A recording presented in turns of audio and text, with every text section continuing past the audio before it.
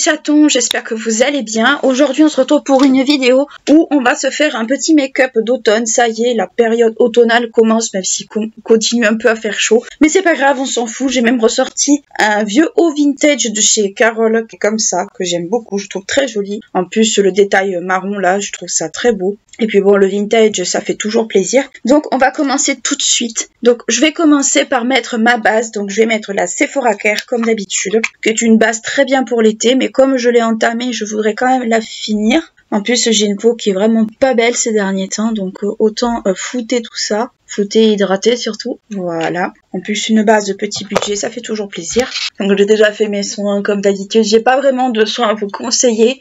Juste s'il commence à faire un peu frais selon où vous vous situez, utilisez peut-être une huile en plus de votre crème pour que ça scelle le tout en fait. Moi c'est ce que je fais. Je trouve que ma peau est beaucoup moins moche. Alors, après il y en a qui disent soit l'un soit l'autre. Moi je suis tentée de vous dire, essayez de faire comme vous le pouvez. Moi je sais que je mets les deux et c'est pas plus mal en vrai. Ou alors des fois je mets juste l'huile le soir et la crème le matin, ça dépend.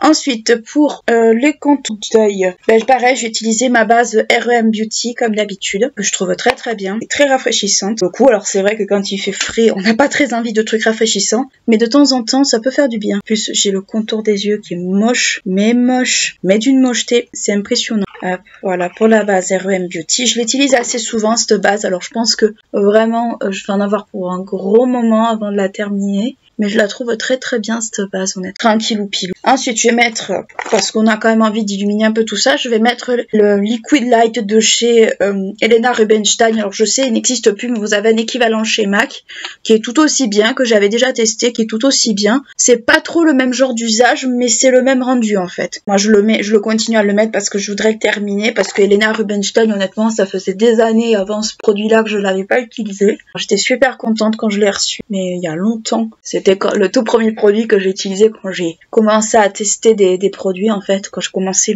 mon passe-temps de testeuse de produits. Je refais ma teinture il y a pas longtemps, donc c'est pour ça que j'en profite. Ensuite pour le fond de teint, alors de base j'aurais mis le Rare Beauty, mais je vais basculer sur un autre fond de teint que j'ai déjà ouvert et que je voudrais terminer. C'est le Hello Happy de chez Benefit. Donc c'est la version hydratante, pas la version mat, parce que j'aime pas du tout les fonds de teint mat ou très rarement. Je trouve que c'est pas un rendu très beau sur moi le mat. Secoue un peu, je l'applique. J'en mets une pompée et demie à peu près pour faire tout le visage, histoire de pas en reprendre après. Alors je le trouve un peu épais, ni trop épais ni trop liquide en fait, tout dépend. Mais là ça va, il y a une petite odeur de produit, rien de plus. Une odeur de fond de teint. En fait pour la période automnale, j'aime bien les couvrances un peu médium, un peu intermédiaire, un peu comme pour la saison printanière en fait. J'aime pas trop les grosses couvrances, mais c'est vrai que le Rare Beauty en fait il est pas vraiment, on va dire, couvrance médium, il est plutôt couvrance légère, mais selon comment on le travaille, il peut être aussi couvrance médium, tout dépend de la quantité qu'on en met aussi. Mais c'est vrai que j'avais envie d'un petit peu de couvrance.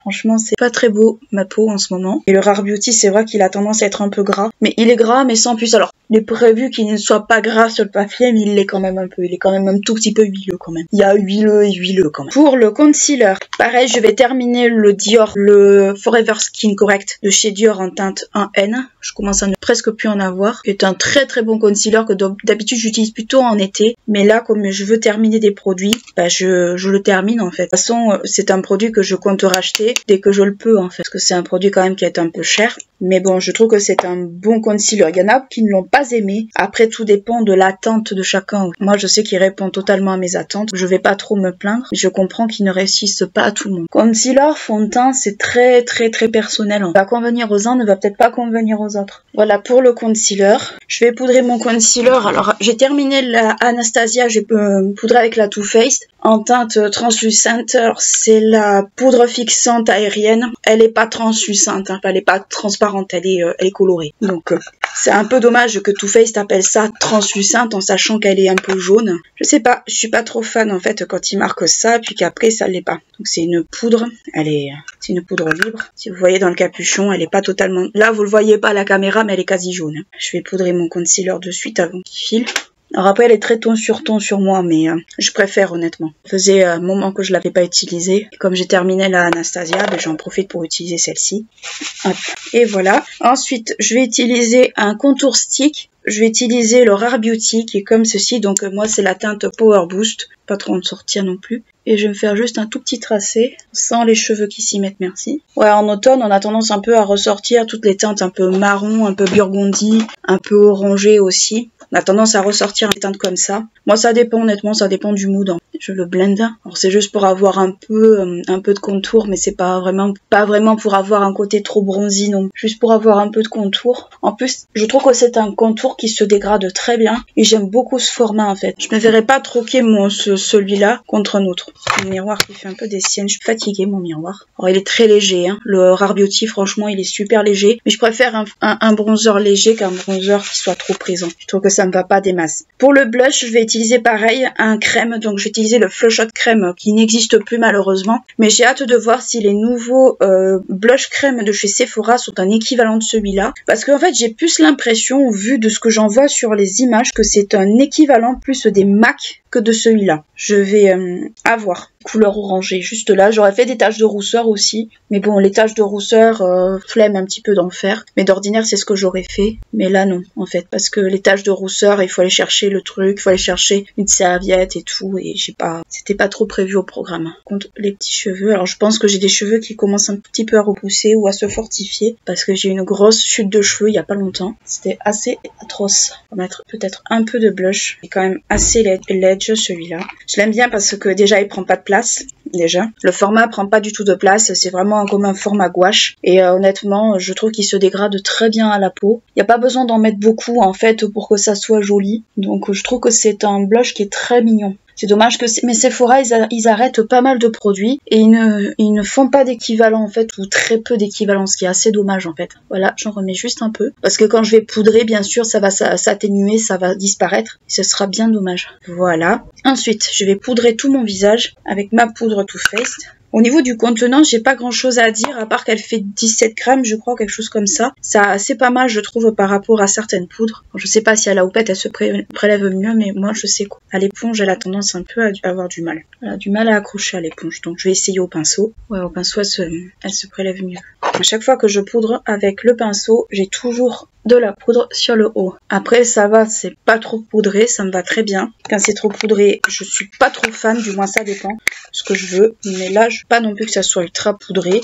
Donc voilà ce que ça donne à peu près au niveau du teint. Alors le teint va faire sa vie bien entendu, mais déjà j'ai mis un peu de poudre. Des fois j'essaie de retrouver les houpettes. Peut-être qu'avec la houppette ça se prélèvera mieux. Hop, j'ai passé un petit coup dans mes sourcils de goupillon parce que bon voilà. Ensuite, pour tout ce qui est poudre, en fait, je vais pas trop repasser parce que déjà que le blush se voit quand même un peu dessous, donc ça va, c'est ce que je voulais. Je veux pas non plus que ça se voie trop. En revanche, je vais mettre un peu d'highlighter poudre, donc je vais prendre ma palette météorite de chez Guerlain. Alors, elle ne se fait plus, c'est vrai, mais bon, vous n'êtes pas obligé de prendre cette poudre-là. Moi, c'est juste que ça regroupe tout. Donc, je vais prendre le blanc qui est juste là, qui est le Pearl Gold. Je vais me faire un petit halo jaune, juste pour rappeler également le liquide que j'ai utilisé dessous. Vous pouvez rajouter aussi un peu de blush poudre si vous voulez. Moi j'en rajouterai pas parce que je veux pas non plus que ça soit trop orangé, trop on va dire dans le total look, du moins pas pour ce look là. Là ça va vraiment être un look que je vais faire pour tous les jours, ou du moins un teint que je vais faire pour tous les jours. En plus j'avais envie de ressortir ça. Donc voilà. Pour les sourcils, alors pour les sourcils je vais utiliser mon produit de chez Rare Beauty parce que bon j'ai refait ma couleur et puis le orangé avec l'automne ça tombe très très bien. Voilà. Oula, déjà quand ça commence comme ça c'est pas bon. Je sais pas, je pense qu'il a pris un coup de chaud en fait ce produit. C'est pour ça qu'il me fait des trucs comme ça. Mais de toute façon, le teint là que je suis en train de vous faire, c'est un teint que je vais faire tout le temps en fait. Donc je pense pas que vous aurez... Il y aura pas d'autres vidéos en fait où je fais mon teint. Donc voilà ce que ça donne au niveau des sourcils. Alors le problème c'est que je pense qu'avec la chaleur, la texture en fait du produit s'est un peu altérée. Et malheureusement, c'est pas le rendu idéal. En fait, ça me fait des très gros sourcils. Mais tant pis, on fera avec. C'est pas la faute du produit. C'est juste qu'il a pris peut-être un coup de chaud. Donc voilà pour les sourcils. Pour les yeux, je vais partir sur une ancienne palette, mais qui est un peu d'actualité. C'est la Teddy Bear de chez Too Faced. Malheureusement, elle ne se fait plus. Donc c'était un packaging un peu en plastique un peu dur. Ce que je préfère honnêtement. Je trouve que ça fait beaucoup plus quali que les plastiques, que les emballages plastiques. Enfin, pas plastique mais carton plutôt, de Too Faced actuel, parce que payer une palette 56 € pour un emballage carton, je suis pas trop fan perso. C'est vrai que les palettes Too Faced actuelles, à part peut-être la Cosmic Soon et la, comment ça s'appelle, la Italian Springs et peut-être la Better Vance Chocolate qui sont vraiment dans des teintes que j'aime bien, je passe mon tour les 3/4 du temps pour les palettes Too Faced parce que je trouve que le rapport qualité-prix ne correspond pas à mes attentes. Donc pour la palette Teddy Bear, elle est comme ceci, c'était vraiment dans les tons un peu marron, un peu orangé, mais il y a beaucoup de marron, mais j'ai envie de partir sur ces teintes-là un peu pour changer. Donc je vais commencer par une teinte marronnée, plutôt orangée. Je vais partir sur celle-ci en fait. Pour l'automne, je pense qu'on peut partir, ça a changé un peu du orangé habituel. Ou alors, non, je vais plutôt partir sur celle-là. Celle-là, qui est un espèce de marron assez clair, un peu comme le packaging de la palette. Plutôt partir là-dessus. Permettra de tester. Mais avant, je vais poudrer mon arcade sourcilière avec le fard beige de la palette. Juste un peu pour que les fards se dégradent mieux. Ça, j'ai plus le réflexe de le faire. C'est qu'il y a un beige dans la palette. Enfin, un beige un peu rosé, mais un beige quand même, en fait. Dites-moi en commentaire si vous avez acheté la palette de Marion Caméléon. Moi, j'ai passé mon tour sur cette palette parce que je correspond pas trop à mes attentes, en fait, ni aux couleurs que j'utilise habituellement. Je sais pas, cette palette m'emballe pas du tout. Alors c'est pas contre la créatrice de contenu, loin de là. C'est une créatrice que je suis, mais je sais pas, elle me tente pas du tout. Elle me tente vraiment pas cette palette. Donc je prends ma couleur de tout à l'heure. Et ce que je vais faire, c'est que je vais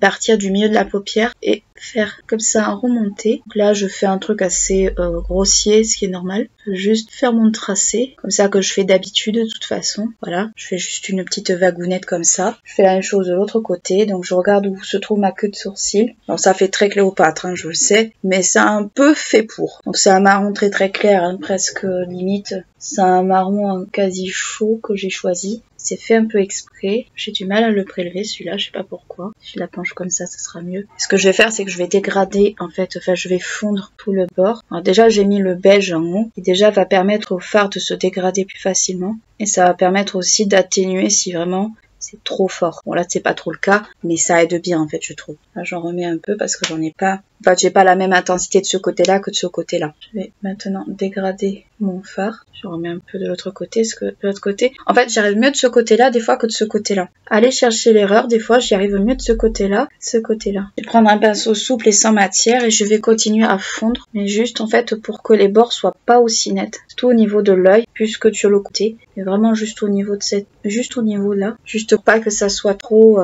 on va dire trop fort. Voilà ce que ça donne. Alors j'ai vraiment fondu parce que je voulais quelque chose de vraiment fondu. Je voulais pas quelque chose de trop fort non plus. Ensuite, pour le centre de la paupière, je vais prendre le pinceau où j'ai pris le beige. Non, je vais prendre plutôt ce pinceau là et je vais mettre en milieu de paupière en fait le rouge qui est juste là. Enfin, c'est un espèce d'eau rouge avec un peu de marron dedans. Je vais le mettre juste sur ma paupière mobile, si j'arrive à le prélever relativement correctement. J'aurais pu nettoyer ma paupière, faire un coup de crise, mais bon, on va pas faire quelque chose de trop compliqué non plus. Il a du mal à se prélever au pinceau celui-là. Il y a des fards qui se prélèvent mieux au doigt qu'au pinceau. On va voir si ça fonctionne mieux au doigt. Ça fonctionne beaucoup mieux au doigt qu'au pinceau. Alors j'ai quasi pas de chute, voire pas du tout sur mon teint, ça c'est plutôt cool. Des chutes sur le teint, honnêtement, c'est vraiment pas cool. Que je vais réussir à bien le prélever. Il vaut mieux le prélever les premiers temps au pinceau et après le reprélever au doigt parce que il a du mal à bien se mettre celui-là. Je retrempe mon truc, bien comme il faut même, mais un peu. Alors c'est un espèce de rouge, j'aime beaucoup les teintes comme ça. Je trouve que c'est des couleurs qui me vont plutôt pas trop mal avec les cheveux et les sourcils. Je trouve que c'est pas des teintes qui, enfin, c'est teintes qui me vont bien, je trouve. Voilà. Voilà ce que ça donne, ça fait un peu fadouille. On va mettre un petit trait de liner, mais on va pas prendre un liner